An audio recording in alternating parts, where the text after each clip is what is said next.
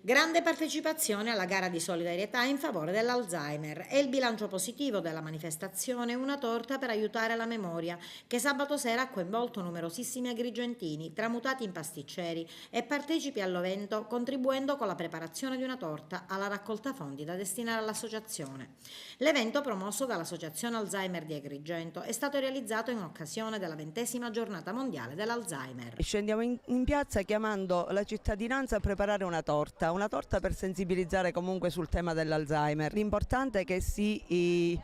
porterà nelle case il messaggio che questa giornata è dedicata all'Alzheimer, che è una malattia brutta ma nello stesso tempo per la quale ci possono essere sostegno e aiuto per le famiglie e per i malati. La nostra associazione si occupa proprio di questo in città ormai da tanti anni. La manifestazione, svolta in piazza Cavour, ha preso il via nel pomeriggio con attività di informazione e sensibilizzazione da parte degli operatori volontari specializzati sulla patologia, che colpisce in Italia circa 500.000 soggetti, sulle cui famiglie gravano i maggiori problemi. Il sostegno alle famiglie è sicuramente fondamentale, perché le famiglie a volte sono lasciate da sole, anzi quasi sempre affrontano questa problematica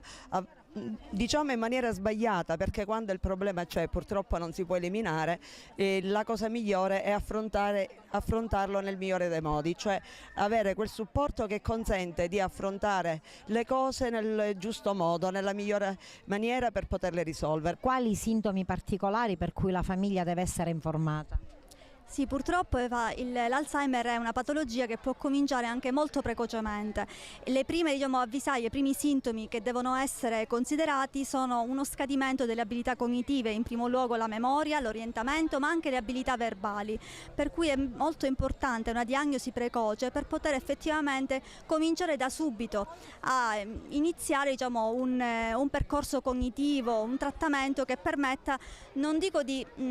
fermare completamente l'avanzare della patologia, ma quantomeno rallentarne di parecchio il decorso. Presente anche il commissario Salvatore Taffaro, che ha ribadito la necessità delle famiglie di iscrivere i soggetti colpiti dalla patologia nel registro smarriti depositato nella questura di Agrigento, un'attività preventiva che nasce dal protocollo d'intesa siglato tra la questura e l'associazione agrigentina. È stato istituito questo registro e consiste in una compilazione di una scheda con i risultati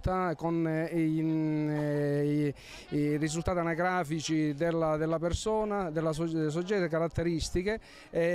somatiche che in tempo reale potrebbero essere utili ed tirarli fuori nel momento in cui vi è una segnalazione dello smarrimento di questa persona.